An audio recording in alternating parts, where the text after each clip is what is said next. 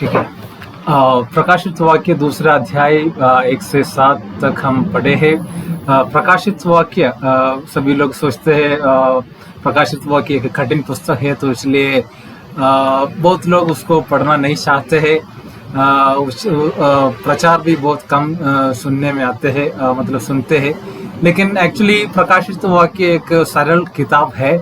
प्रकाशित वाक्य पुस्तक जब कलीसिया एकदम सताव में गुजर रहा था, उसी समय ये किताब लिखा था। तो उस समय रोमी साम्राज्य का लोग राज कर रहा था। रोमी सम्राट लोग है मसीही कलीसियाओं को एकदम कंप्लीटली डिस्ट्रॉय करने के लिए उन लोग चाह रहा था। यूहन्ना को भी पकड़ करके पहले जो तेल मतलब गरम तेल में डाला है, लेकिन उनको कुछ भी नहीं हुआ है। फिर उसके पास एक टापू में एक्सेल कर रहे हैं, एक पतमोस करके एक टापू में है। तो वहाँ सिर्फ हड्डियों का आवाज सुन सकता है, पक्षियों को आवाज सुन सकता है। कोई मतलब और भी कैदी लोग वहाँ हो सकता है, लेकिन उन लोग भी बिना खाते पीते उन लोग मर जाता है। वैसा ही एक जगह है। लेकिन उसी जगह में यूहन्ना को ये दर्शन मिल रहा है। दर्शन मतलब एक वीडियो जैसा ही दर्शन मिल रहा है। मतलब आने वाला दिनों में क्या होने वाला है वो सब एक वीडियो में दिखाई दे रहा है। मतलब एकदम मतलब क्या एक कुछ कोई भी व्यक्ति आकर के उनसे बोल नहीं रहा है, सब कुछ दिखाई दे रहा है। तो एडी मतलब 2000 साल पहले की बात है। 2000 साल पहले 2000 साल के बाद क्या होने वाला है, उस समय का युद्ध कैसे रहेगा, इसके बारे में वीडियो दिखाई दे रहा है। तो ऐसा है, आप सोच लीजिएगा कुछ अभी का जो एटम बॉम्ब है, अगर न्यूक्लियर वेपन है, वो वेपन बॉम्ब ब्लास्ट करेगा तो कैसे उसका आवाज आ जाएगा और कैसे दिखाई देगा। 2000 साल पहले उसको देख रहा है, तो उनको शब्द भी नहीं मिल रहा है। तो इसलिए उनको उसी समय जो शब्द मिला है उसी के अनुसार वो लिखा है। लेकिन उसका मतलब क्या है, उस रोमी सम्राट को समझना नहीं चाहिए, लेकिन मसीही लोगों को समझना है। वहाँ का यहूदी उसी समय बहुत विश्वासी लोग यहूदी लोगों में से आया था। तो इसलिए पुराना विश्वासी में एकदम अधिकतर लोग यहूदी धर्म से आया था। उन लोगों के लिए ये किताब लिखा था। तो उन लोगों के लिए ये किताब एकदम सरल किताब था। लेकिन अगर रोमी सम्राट का लोग और रोमी लोग इसको पढ़ेंगे, उनको कुछ भी समझ में नहीं आएगा। यहूदी लोगों को कैसे समझ सकता है, क्योंकि पुराना नियम में जो कुछ लिखा है उस सब ले करके हमको प्रकाशित वाक्य को अच्छा से इंटरप्रेट कर सकता है। तो क्योंकि पुराना नियम और प्रकाशित वाक्य एकदम कनेक्टेड है। मलयालम में भी थोड़ा बोलना है।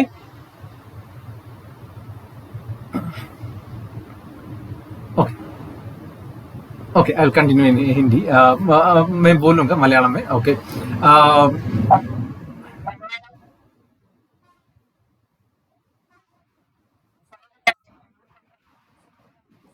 ഓക്കെ ഓക്കെ ഓക്കെ ഓക്കെ ഈ വെളിപ്പാട് പുസ്തകം ആക്ച്വലി ഒരു വളരെ ലളിതമായ ഒരു പുസ്തകമാണ്. അന്നത്തെ കാലത്ത് 2000 വർഷങ്ങൾക്ക് മുമ്പ് യോഹന്നാൻ ഈ ദർശനം ലഭിക്കുകയാണ്. അപ്പോൾ യോഹന്നാൻ 2000 വർഷങ്ങൾക്ക് അല്ലെങ്കിൽ 2000 അല്ലെങ്കിൽ കുറച്ചുകൂടെ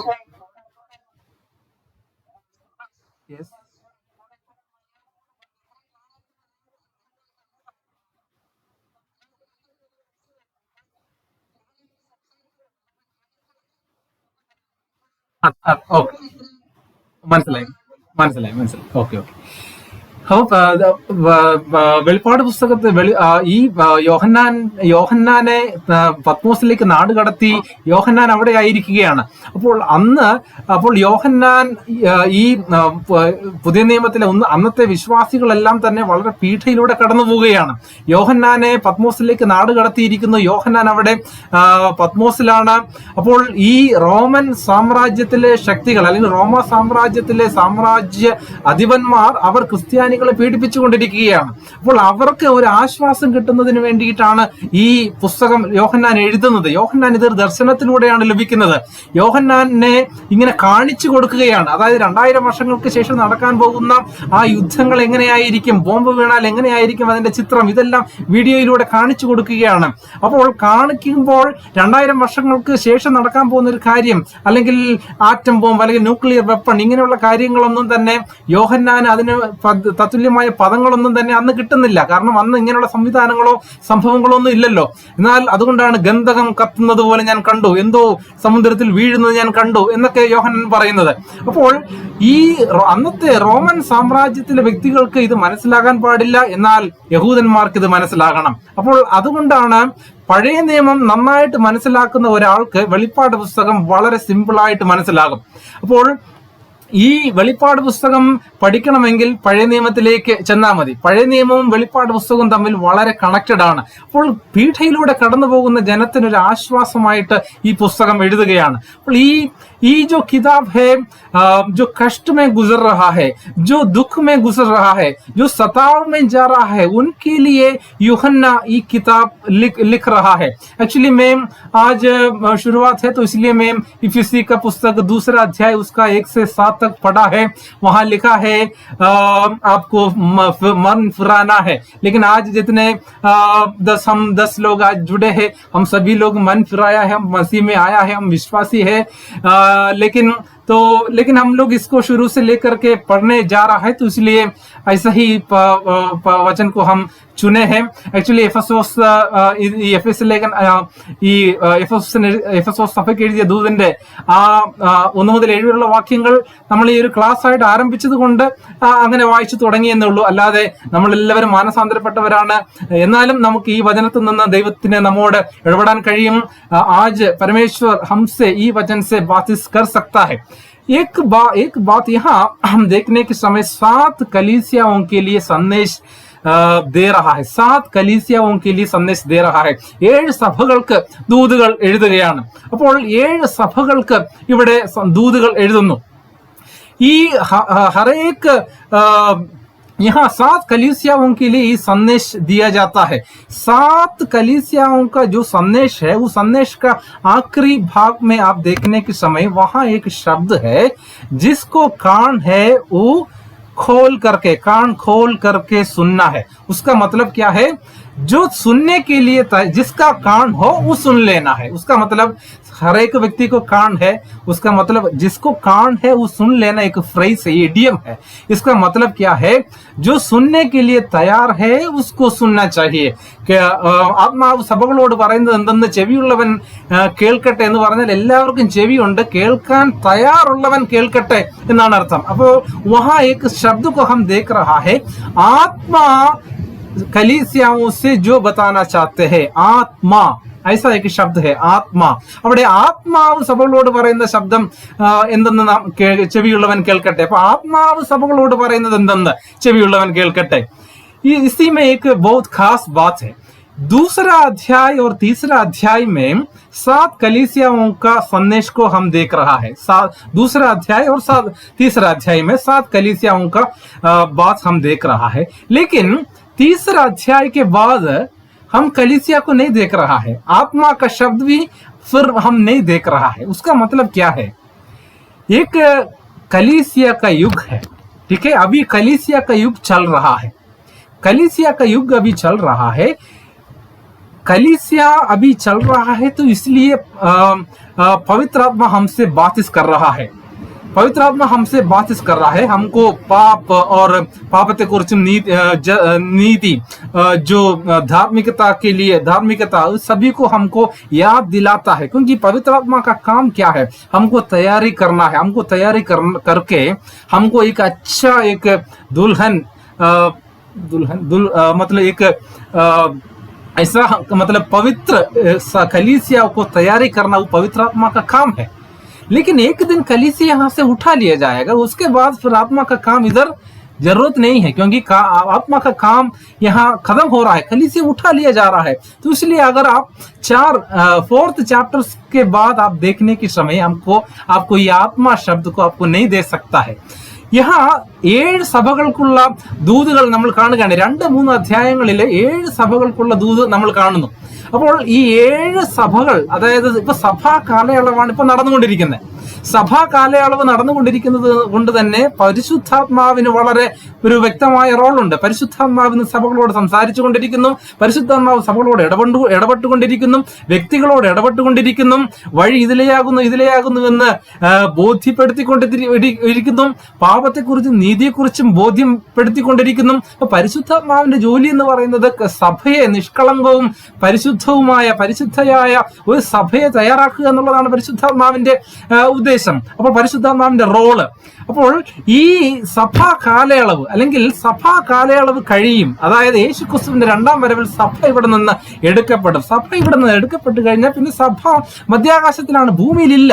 അപ്പോൾ അതിനുശേഷം ഭൂമിയിൽ വളരെ കഷ്ടത്തിന്റെ, ക്ലേശത്തിന്റെ, മഹോദ്രവത്തിന്റെ കാലഘട്ടം ഇവിടെ അരങ്ങേറും 7 വർഷം. അപ്പോൾ അന്നേരം പിന്നെ ആത്മാവ് സഭകളോട് സംസാരിക്കുന്നില്ല. അപ്പോൾ സഭാ കാലയളവ് കഴിയുകയാണ്. അപ്പോൾ ഈ 7 कलीसिया का संदेश हम 2रा और 3रा अध्याय में देख रहा है। 3रा अध्याय के बाद आप 14 अध्याय मतलब 4th चैप्टर में आप देखेंगे 4th चैप्टर में कलीसिया कहाँ है।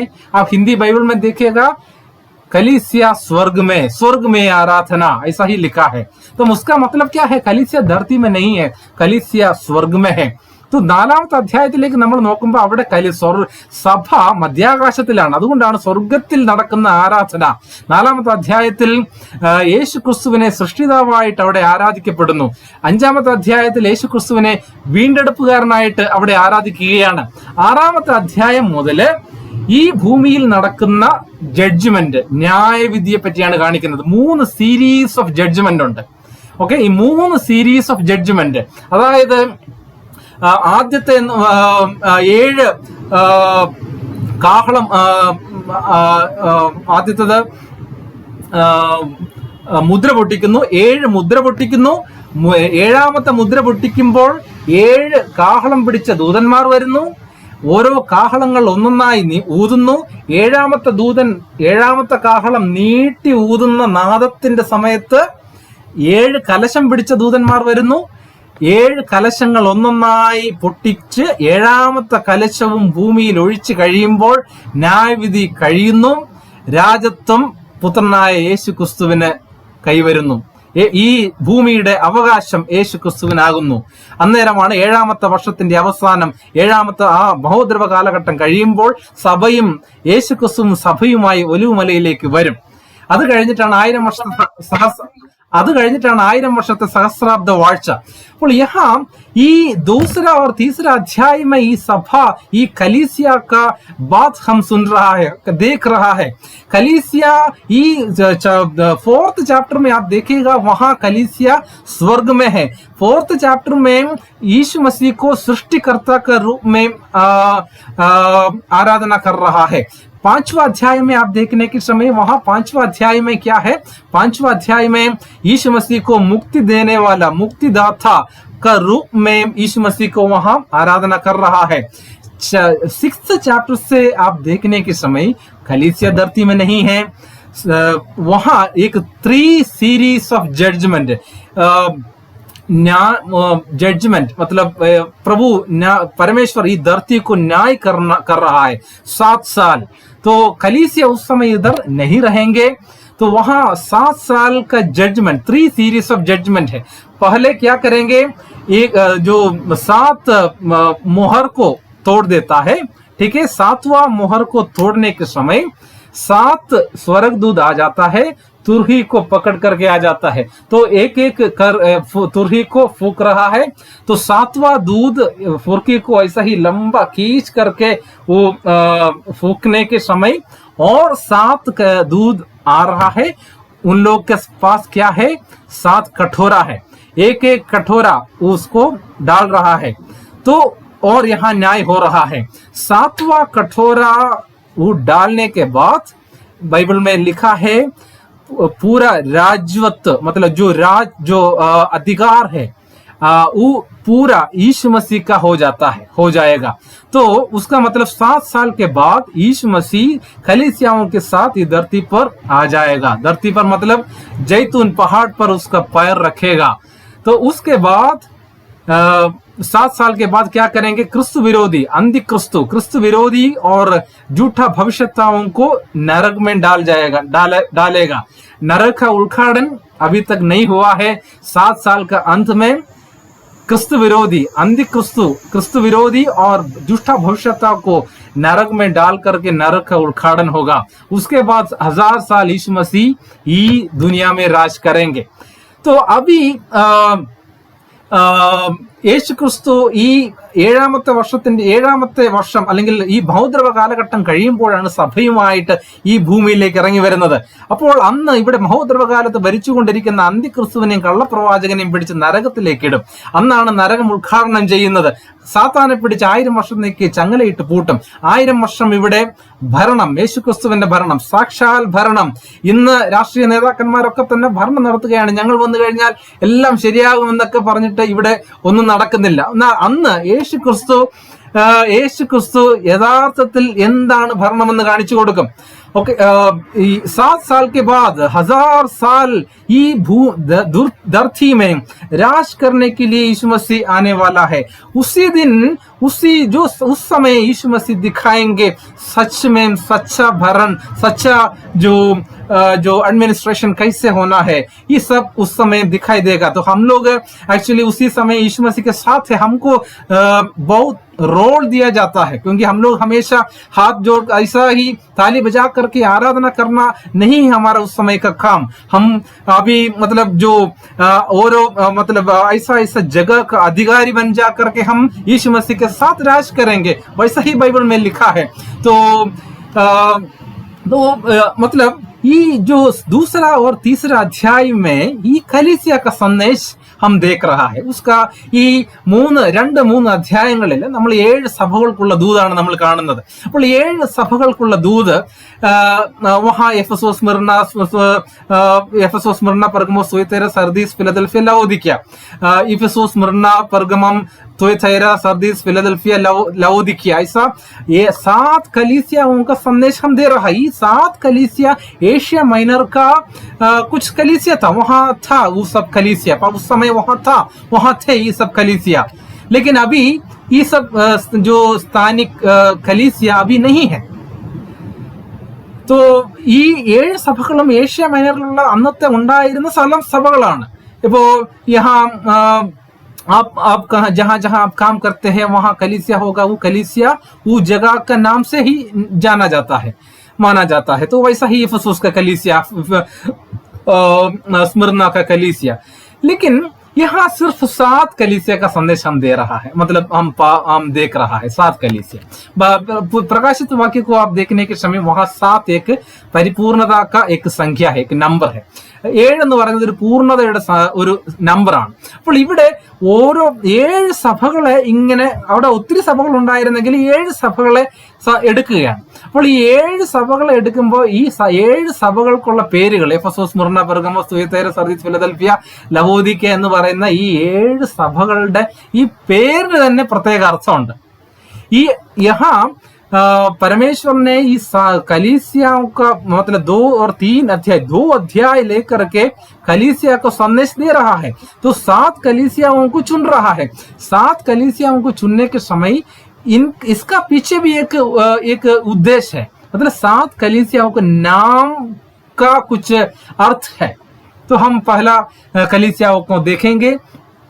इफिसुस नगर की कलीसियाओं के लिए चुने हुए दूतों को लिखा. यहाँ दूत मतलब परमेश्वर का दूत नहीं है.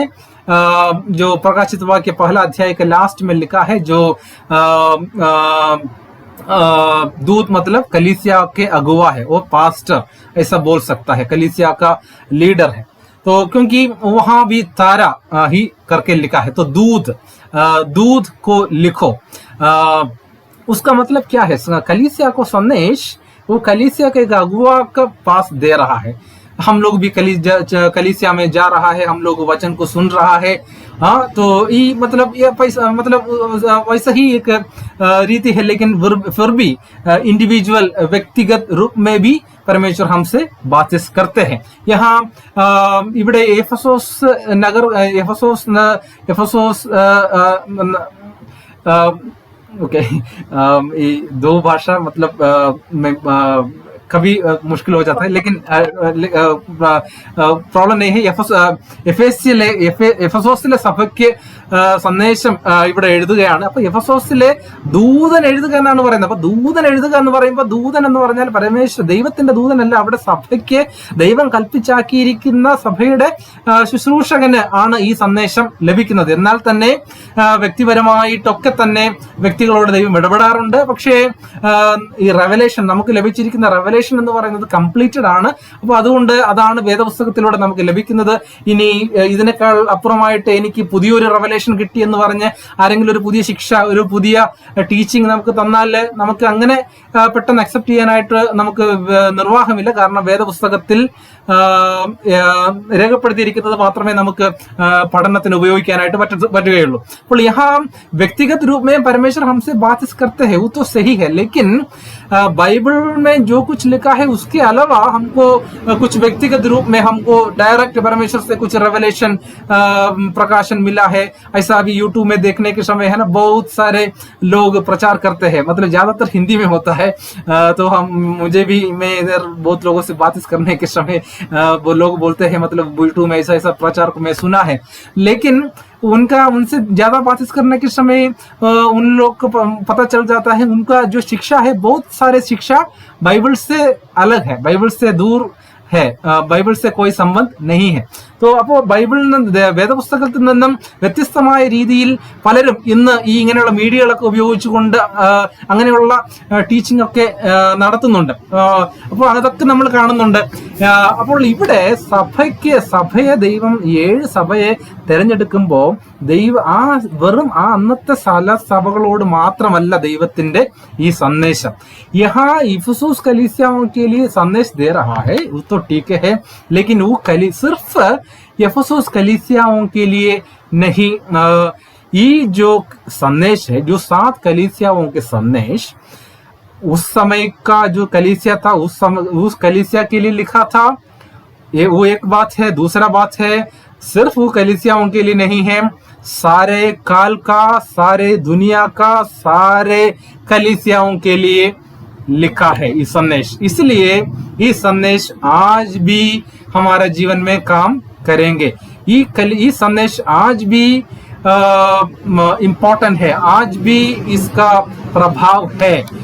इसलिए ये वचन पढ़ने से हमको व्यक्तिगत रूप से हमको आशीष मिलता है. तो फिर तीसरा एक बात है, ये जो संदेश को हमको एक दूसरा रीति में हमको पढ़ सकता है. उसका मतलब यीशु मसीह दुनिया में आया है. यीशु मसीह का स्वर्गारोहण के बाद यीशु मसीह के चेले लोग ये सुसमाचार को फैला दिया है. कलीसिया का स्थापन हुआ है.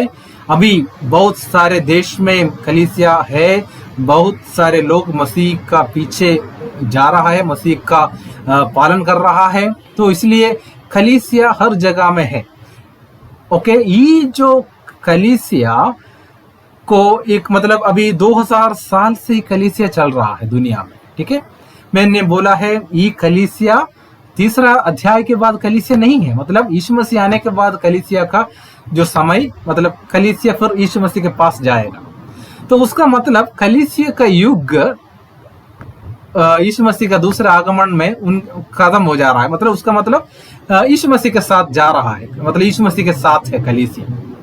तो ये जो 7 संदेश को, मतलब 7 कलीसियाओं के लिए जो संदेश है, इसको जो कलीसिया का जो पूरा युग है, मतलब यीशु मसीह का जो चेले लोग कलीसिया का स्थापन किया है, वहां से लेकर के यीशु मसीह का दूसरा आगमन तक जितना साल है, उतना साल को 7 करके डिवाइड करके हमको पढ़ सकता है. ऐसा ही पढ़ना ऐसा जरूरत नहीं है, लेकिन ऐसा पढ़ करके हम देखेंगे हाँ कैसे इतिहास और बाइबल किससे कितना अच्छा तरी से मिला जुला है हमको समझ में आ जाएगा. ഈ 7 സഭകൾക്കുള്ള ഈ സന്ദേശം അതാത് സ്ഥല സഭകൾക്ക് എഴുതി എന്നുള്ളത് വാസ്തവമാണ്. അതിനകത്ത് യാതൊരു സംശയവുമില്ല. അതാത് സഭകൾക്ക് തന്നെയാണ് എഴുതിയത്. എന്നാൽ അതാത് സ്ഥല സഭകൾക്ക് മാത്രമല്ല, എല്ലാ കാലത്തിനുമുള്ള, എല്ലാ സ്ഥലത്തുമുള്ള, എല്ലാ സഭകൾക്കും വേണ്ടിയിട്ടുള്ള സന്ദേശമായിട്ട് ഇതിനെ പരിഗണിക്കാം. അതുകൊണ്ടാണ് നമ്മൾ ഇന്നും ഈ സന്ദേശം വായിക്കുന്നതും ഇതിൽ നിന്ന് പഠിക്കുന്നതും ഇതിലൂടെ നമുക്ക് അനുഗ്രഹം നമുക്ക് കിട്ടുന്നതും. അതുപോലെ തന്നെ യേശുക്രിസ്തുവിന്റെ ശിഷ്യന്മാർ സഭ അല്ലെങ്കിൽ അവരിലൂടെ ഈ സുവിശേഷം പ്രചരിക്കപ്പെട്ടു, സഭ സ്ഥാപിക്കപ്പെട്ടു. യേശുക്രിസ്തുവിന്റെ രണ്ടാമത്തെ വരവ് വരെ സഭ ഈ ഭൂമിയിൽ നിലനിൽക്കും. അപ്പോൾ അത്രയും ഈ ഒരു കാലഘട്ടമുണ്ട്, സഭായുഗം എന്ന് പറയാം, അല്ലെങ്കിൽ സഭാ കാലഘട്ടം എന്ന് പറയാം. ഈ സഭാ കാലഘട്ടം നമുക്ക് 7 ഡിവൈഡ് ചെയ്യാം. 7 ഡിവൈഡ് ചെയ്തിട്ട് ഈ 7 സഭകൾക്കുള്ള സന്ദേശവുമായിട്ട് നമുക്കൊന്ന് കമ്പയർ ചെയ്ത് പഠിക്കാം. പക്ഷെ അങ്ങനെ തന്നെ പഠിക്കണമെന്ന് നിർബന്ധമില്ല. പക്ഷെ അങ്ങനെ പഠിച്ചാൽ ചരിത്രവും ഈ വേദപുസ്തകത്തിൽ എഴുതിയിരിക്കുന്ന കാര്യങ്ങളും സഭാചരിത്രവും ഈ പറയുന്ന കാര്യങ്ങളും തമ്മിൽ എന്തുമാത്രം ബന്ധപ്പെട്ടിരിക്കുന്നു എന്ന് നമുക്ക് നന്നായിട്ട് മനസ്സിലാവും. നമ്മുടെ കണ്ണ് സത്യത്തിൽ തുറക്കും. പലരും ഇന്ന് നമ്മുടെ ഇവിടെ കൂടിയിരിക്കുന്ന പലരും, നിങ്ങളിൽ പലരും മറ്റ് നാമധേയ സഭകളിൽ നിന്ന് കടന്നു വന്നിട്ടുള്ളവരാണ്. ഓർത്തഡോക്സ്, ജാക്കോബൈറ്റ്, മാർത്തോമൈറ്റ്, കാത്തലിക്, ഇങ്ങനെ ഈ പറയുന്ന പല പല സഭകളിൽ നിന്ന് നിങ്ങൾ കടന്നു വന്നിട്ടുള്ളത് കൊണ്ട് ഈ കാര്യം നമ്മൾ കുറച്ചുകൂടെ ഒന്ന് ആഴത്തിൽ പഠിക്കുമ്പോൾ നിങ്ങൾക്ക് കുറച്ചുകൂടെ ഇത് നിങ്ങൾക്ക് നന്നായിട്ട് മനസ്സിലാവും. കാരണം നിങ്ങൾക്ക് ആ ബാക്ക്ഗ്രൗണ്ട് നന്നായിട്ട് അറിയാവുന്നത് കൊണ്ട് വളരെ ഈ കാര്യങ്ങൾ നന്നായിട്ട് മനസ്സിലാകും.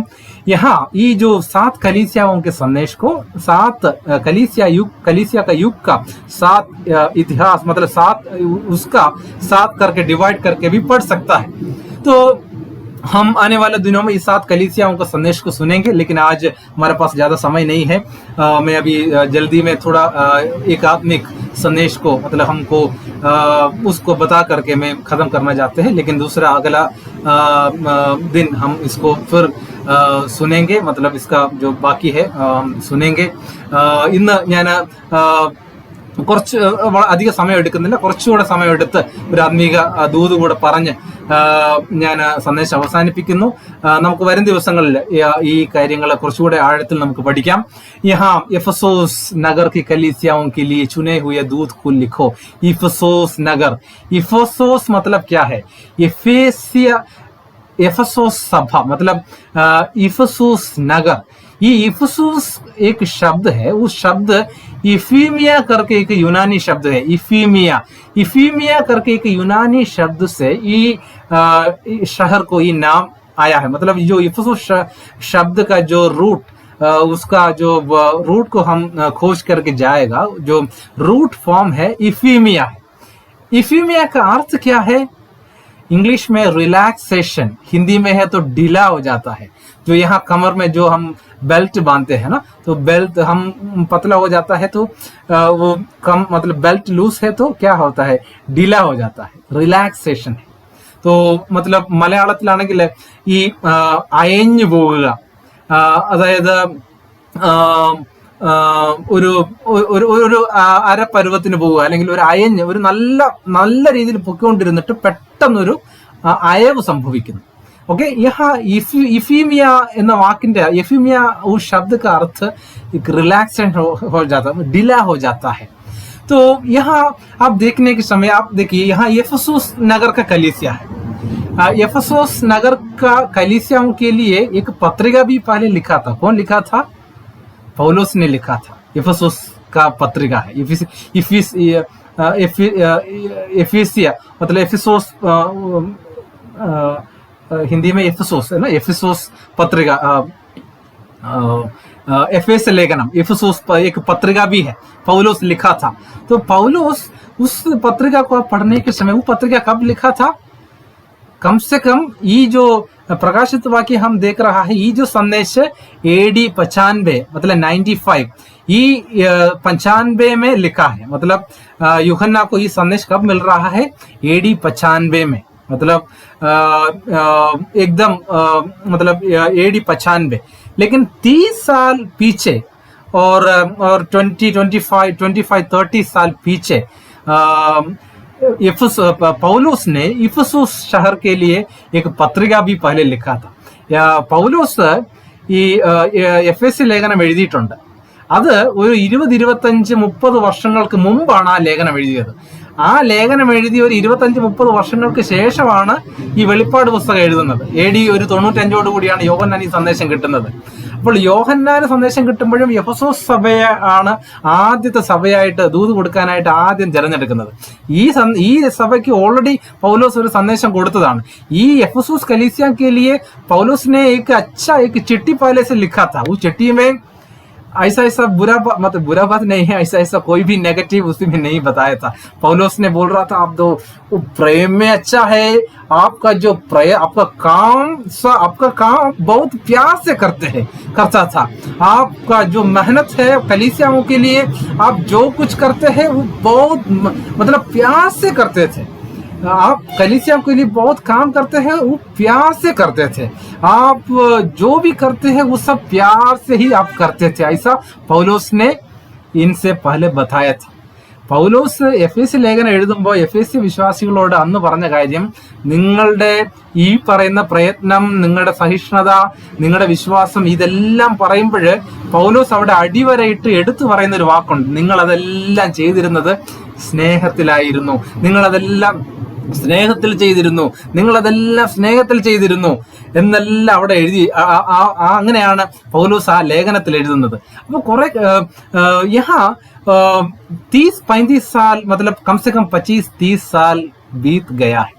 एफेसुस का जो पत्रिका 25-30 साल पहले लिखा है, तो उसी समय विश्वासी लोग बहुत अच्छा था. मतलब शुरू में था ना, मतलब जो इन लोग प्रभु में आया है, मतलब जो कलीसिया कैसा था, मतलब पूरा यीशु मसीह अभी तुरंत आने वाला है, तो इसलिए हमको अपना घर का जरूरत नहीं है, सब बेच करके हर दिन प्रतिदिन उन लोग संगति कर रहा था. तो जितना लोग है उसी में कोई कमी घटी नहीं है. अगर किसी के पास कुछ कमी हो जाता है उन लोग शेयर करते थे. ऐसा ही एक अच्छा कलीसिया था, सब कुछ उन लोग प्रेम से ही करता था. इसलिए परमेश्वर ने पौलुस ने उसको लिखने के समय पवित्र आत्मा उनको विशेष उनको याद दिलाया. आप ऐसा सिंपली मत रखिएगा, मतलब मत लिखिएगा. उनका प्रेम को आप जोर दे करके कहना है. आप जो किया है, आप अदर स्नेह प्रेम से आप किया है, आप अदर स्नेहത്തിൽ. यहाँ अभी 25-30 साल बीत गया है. एक दूसरा जमाना आया है ना, सेकंड जनरेशन आया है. അപ്പൊ ഇവിടെ രണ്ടാമത് എഫേസ്യ ലേഖനത്തിൽ ഒരുപാട് നല്ല കാര്യങ്ങളൊക്കെ പൗലോസ് പറഞ്ഞു. 10-25-30 വർഷം കഴിഞ്ഞപ്പോൾ രണ്ടാമതൊരു തലമുറ വന്നു. അതായത് സെക്കൻഡ് जनरेशन. अदायद हमारा पिताजी मतलब हमारा जो माता पिता का एक जमाना होता है, हम बच्चे लोग हैं, हम चिल्ड्रन है ना, हमारा दूसरा जमाना है. तो हमको भी बच्चा होता है, वो तीसरा जमाना है. हाँ, तो पहला जमाना और दूसरा जमाना में कुछ फर्क है कि नहीं, आप सोच लीजिएगा. तो पहला जमाना में आप कुछ लोग अभी 2 मिनट में लेंगे, उससे मैं कम कदम करने जा रहा हूँ. तो पुराना जमाना में है ना, मतलब बहुत लोग विश्वास से, आप भी विश्वास में आया है, आपको बहुत कष्ट उठाना पड़ा होगा, आप बहुत कष्ट उठाया है, बहुत क्लेश सह लिया है, बहुत मतलब प्रभु के लिए है ना. कभी है ना हमारा कोई भी साथ नहीं देता है, कभी कभी है ना हमारा परिवार लोग साथ नहीं देता है, पत्नी साथ नहीं देता है, पति साथ नहीं देता है, बच्चे लोग अपना मन मर्जी के अनुसार उन लोग जीवन बिता रहा है. घर में है एक दारू पीने वाला एक पति है ना, वो दारू पी करके आएंगे, बाइबल पढ़ने के समय बाइबल को ऐसा ही करके वो फेंकेंगे, मारपीट करते हैं. इसलिए बहुत लोग है ना मसीह के लिए बहुत कष्ट उठा करके ही शुरू में मसीह में आ जाता है. ऐसा बहुत लोग मसीह में आया है, बहुत लोग आशीष पाया है. लेकिन दूसरा जमाना मतलब हमारा बच्चा का जमाना है, तो उन लोगों के लिए है ना, उनको ज्यादा अनुभव नहीं, मतलब मैं ऐसा माफी मांगता हूँ, मतलब दूसरा जमाना को अनुभव नहीं, ऐसा नहीं है. मैं भी मतलब मेरा पिताजी भी पास्टर है, तो मैं भी सेवकाई में है, तो इसलिए दूसरा जमाना में वो ऐसा होता है कि ऐसा नहीं है. लेकिन ये एक सच्चाई है, ऐसा हो सकता है कभी. उसका रियलिटी क्या है, दूसरा जमाने में है ना, मतलब पहले हमारा जो पिताजी मतलब जो पेरेंट्स का जैसा उतना कष्ट हमको नहीं मतलब उठाने की जरूरत नहीं, मतलब उन ऐसा नहीं हो रहा है। तो इसलिए हमको है ना सब कुछ मतलब सब एकदम अच्छा है, जीवन अच्छा है। मतलब मेरा पिताजी सेवकाई कर रहे थे उसी समय, मतलब उन एक जगह में हम लोग रेंट में रह रहे थे, तो कलीसिया मतलब 15 किलोमीटर दूर है, 15-18 किलोमीटर दूर है। तो कलीसिया का इनकम है 500 रुपए है महीना में, कभी कभी 100,000 रुपए मिल जाता है। उस समय में +2 डिग्री फर्स्ट ईयर पढ़ रहा है। मेरा पिताजी का जो वरदान मतलब क्या है, उनका जो परमेश्वर उनका एक प्लान मतलब इच्छा ऐसा था, हर एक नया जगह में जा करके सेवकाई करेंगे, 5 साल अच्छा कलीसिया होने के बाद दूसरा जगह में जाएगा। तो दूसरा जगह में जाने के बाद 0 से शुरू करना है, तो ऐसा इनकम कम हो जाता है। तो इसलिए 500,000 रुपये महीना में है, तो खाना है, पीना है, सब कुछ करना है। तो इसलिए इन लोग 15 किलोमीटर है ना, इधर से 12-15 किलोमीटर पैदल जाएंगे, वहां से इधर 15 किलोमीटर पैदल में आएंगे। वैसा उन लोग 8 साल ऐसा ही सेवकाई किया है। मैं मेरा आंख से खुद देखा है उन लोग 12 किलोमीटर सप्ताह में 3 बार ऐसा ही दोनों पैदल में जा रहा था। लेकिन मेरा जीवन में आने के समय ऐसा उतना ऐसा कष्ट मतलब ऐसा पैदल में जा करके ऐसा ज्यादा कष्ट उठाना नहीं पड़ा है। तो उसका मतलब क्या है, इसलिए कभी है ना हमारा पिताजी का उनको देख करके है ना, उनका कष्ट को देख करके प्रभु हमको बहुत आशीष दे सकता है, वो जरूर देंगे। तो लेकिन हम दोबारा जमाने में आने के समय हमको क्या करना चाहिए, हमको ധന്യവാദ് के साथ हमको परमेश्वर के पास आना चाहिए। അപ്പോൾ നമുക്ക് ഈ ഒന്നാം തലമുറയ്ക്ക് ഒരുപാട് അനുഭവങ്ങളുണ്ട്। ഞാൻ എന്റെ പിതാവിന്റെ കാര്യം പറഞ്ഞു. എന്റെ പപ്പ മിനിസ്ട്രിയിലായിരുന്നു. ഒരു 8-9 വർഷം ഒരു സ്ഥലത്ത് ശുശ്രൂഷിച്ചു. അവിടെ ഒരു നല്ല ഒരു കൂട്ടം ഉണ്ടായിട്ടേ അവിടെ നിന്ന് മാറത്തുള്ളൂ. ഞങ്ങൾ താമസിക്കുന്ന വീടും ആ സഭയും തമ്മിൽ ഒരു 10, 12, 15 കിലോമീറ്റർ ദൂരമുണ്ട്. ആഴ്ചയിൽ 3 ദിവസം ഈ 12 കിലോമീറ്റർ അങ്ങോട്ടും ഇങ്ങോട്ടും നടക്കുമായിരുന്നു. അങ്ങനെ ഒരു 8-9 വർഷം അങ്ങനെ നടന്നു. ഞാനൊക്കെ കോളേജിലൊക്കെ പഠിക്കുന്ന ആ സമയമായിരുന്നു. അതുകൊണ്ട് കിട്ടുന്ന ഇൻകം എന്ന് പറഞ്ഞാൽ 500-1000 രൂപയാണ് മാസ വരുമാനം. അപ്പോൾ അവരൊക്കെ സംബന്ധിച്ച് ഒരുപാട് കഷ്ടം അവർ അനുഭവിച്ചിട്ടുണ്ട്. പക്ഷെ എന്നെ സംബന്ധിച്ച് എനിക്ക് അത്രയും അങ്ങനെയുള്ള പ്രത്യേകിച്ച് എന്തോ ആ ഒരു കാര്യം കൊണ്ടായിരിക്കാം, ജാർഖണ്ഡിലായിരുന്നാലും നാട്ടിലായിരുന്നാലും എവിടെ പോയിരുന്നാലും എന്തെങ്കിലും കാർ അല്ലെങ്കിൽ ബൈക്ക് ഏതെങ്കിലും വണ്ടിയിലായിരിക്കും നമ്മൾ യാത്ര ചെയ്യുന്നത്. അങ്ങനെയുള്ള ഒരു സിറ്റുവേഷൻ എന്റെ ജീവിതത്തിൽ വന്നിട്ടില്ല. അപ്പം അതുകൊണ്ട് ഇങ്ങനെ കിട്ടിയ അനുഗ്രഹങ്ങൾ അല്ലെങ്കിൽ ഇതെല്ലാം ഓർത്തിട്ട് നമ്മൾ അതിനെല്ലാം മറന്ന് പോവുകയല്ല. രണ്ടാമത്തെ തലമുറ വരുമ്പോൾ ചെയ്യേണ്ട കാര്യം കൂടുതൽ ദൈവത്തോട് അടുക്കുക. നമ്മുടെ മാതാപിതാക്കള് നമ്മൾക്ക് ദൈവത്തിന് വേണ്ടി നിന്നതുകൊണ്ടാണ് നമുക്ക് ഇങ്ങനെയുള്ള നന്മകളൊക്കെ ലഭിച്ചത്. അപ്പൊ അതുകൊണ്ട് കൂടുതൽ ദൈവത്തോട് നന്ദിയുള്ളവരായിരിക്കണം. അങ്ങനെയാണ് നമ്മൾ. എന്നാൽ അങ്ങനെ ഒരു പക്ഷേ നന്ദികേടും ഒക്കെ വന്ന് സംഭവിക്കാം എന്നുള്ളത് ഒരു യാഥാർത്ഥ്യമാണെന്ന് ഈ സഭയോടുള്ള ദൂതിൽ പറയുകയാണ്. നമ്മളെക്കാളും ഒക്കെ വളരെ മെച്ചമായ ഒരു സഭയായിരുന്നു എഫെസോസിലെ സഭ. അതുകൊണ്ടാണ് പൗലോസ് പറഞ്ഞത്, നിങ്ങളുടെ പ്രയത്നം എല്ലാ സ്നേഹത്തിൽ നിങ്ങൾ ചെയ്തു എന്ന് പറഞ്ഞിട്ട്. അപ്പൊ അത്രയും പ്രധാനപ്പെട്ട ഒരു സഭ. ആ സഭയ്ക്ക് 2-4 തലമുറയ്ക്ക് ശേഷമുള്ള കാര്യമല്ല പറയുന്നത്. രണ്ടാമത്തെ തലമുറ വന്നപ്പം തന്നെ അവരുടെ കാര്യം മാറി. അപ്പോൾ ഞാനിവിടെ എന്റെ സന്ദേശം അവസാനിപ്പിക്കുകയാണ്. നമ്മൾ വരും ദിവസങ്ങളിൽ ഇതിനെപ്പറ്റി കൂടുതൽ ചിന്തിക്കും. അപ്പോൾ ഈ എഫീമിയ അല്ലെങ്കിൽ ഈ അയഞ്ഞു പോകുന്ന ഒരു അവസ്ഥ നമ്മുടെ ജീവിതത്തിൽ സംഭവിക്കാം. അത് ഒരു ആർക്കും സംഭവിക്കാവുന്ന ഒരു റിയാലിറ്റിയാണ്, ഒരു യാഥാർത്ഥ്യമാണ്. സഭകൾക്ക് അങ്ങനെ സംഭവിച്ചിട്ടുണ്ട്. എഫെസോസ് സഭയ്ക്ക് അങ്ങനെ സംഭവിച്ചു. അതുകൊണ്ട് അത് നമ്മുടെ ജീവിതത്തിലും നമ്മുടെ തലമുറയിലും ഒരു പക്ഷെ വരാനുള്ള സാധ്യതയുണ്ട്. ആ സാധ്യത മുന്നിൽ കണ്ടിട്ടാണ് ഇങ്ങനെ ഈ സന്ദേശം നമുക്കും ആപ്ലിക്കബിൾ ആയിരിക്കുന്നത്. അപ്പോൾ ഈ मैं खत्म करने जा रहा हूं. ये एफेसोस कलीसिया इफीमिया ढीला हो जाता है. एक दोबारा जमाने आने के समय हमारे जीवन में कभी है ना जो ये ठंडापन, ये ढीला हो करके मतलब पहले बहुत प्यार से बहुत जोर से सब कुछ करता था, लेकिन हमारा जीवन में कुछ परेशानी आने के समय है ना ऐसा बहुत मतलब ऐसा स्थिति आने के समय हमारे जीवन में हम मतलब थोड़ा ढीला होने का एक चांस हमारे जीवन में है, लेकिन ऐसा नहीं होना चाहिए। उसका बारे में हम बाद में देखेंगे। आज एक ऐसा ही एक सेंटेंस बोल करके मैं खत्म करने जा रहा हूँ। हमारे जीवन में प्रभु हमको बहुत आशीष दिया है। यहाँ इफिसुस कलीसिया का जो संदेश हमारे लिए दिया गया है, तो हम लोगों को प्रभु ने बुलाया है। तो हम लोगों को पहले हम बहुत कष्ट उठा करके हम प्रभु में आया है। हमारे बच्चे लोग, हमारे परिवार के लोग को उतना उन लोग हमारा जैसा और पहले जो लोग आए हैं उन लोगों को जैसा उतना दबाव कष्ट दूसरा दबाने के लोगों को कभी कभी नहीं मिल रहा है। लेकिन तो हमको हमेशा याद रखना है, हमेशा प्रभु के साथ जो पहला सा प्रेम में रहना है। पहले जैसा वो हम विस्तार रूप में हम देखेंगे, ऐसा हमको रहना है। ഈ ദൈവവചനം നമ്മോട് സംസാരിക്കുന്ന ഒരു പ്രധാനപ്പെട്ട കാര്യം, നമ്മുടെ ജീവിതത്തിന് ഒരുപക്ഷെ ഈ തണുത്ത അനുഭവങ്ങൾ അല്ലെങ്കിൽ ഒരുപാട് അനുഭവങ്ങൾ നമുക്കുണ്ടായിരിക്കാം. നമുക്ക് നമ്മൾ സഹിച്ച കഷ്ടങ്ങൾ, നമ്മുടെ സഹിച്ച പ്രയാസങ്ങൾ, ദുഃഖങ്ങൾ ഒരുപക്ഷെ നമ്മുടെ മാതാപിതാക്കൾക്ക് അല്ലെങ്കിൽ നമ്മുടെ അവരുടെ മാതാപിതാക്കൾക്ക് ഒക്കെ ആയിരിക്കാം ഈ സംഭവങ്ങളൊക്കെ ഉണ്ടായിട്ടുള്ളത്. കേരളത്തിലെ ചരിത്രങ്ങളൊക്കെ ഞാൻ വരും ദിവസങ്ങളിൽ ഞാൻ സംസാരിക്കാം. അപ്പോൾ അങ്ങനെ ഒക്കെ ഒരുപാട് വില കൊടുത്ത് ആണ് ഈ ഒരു മാർഗം ഇതുവരെ ഇവിടെ എത്തിയത്.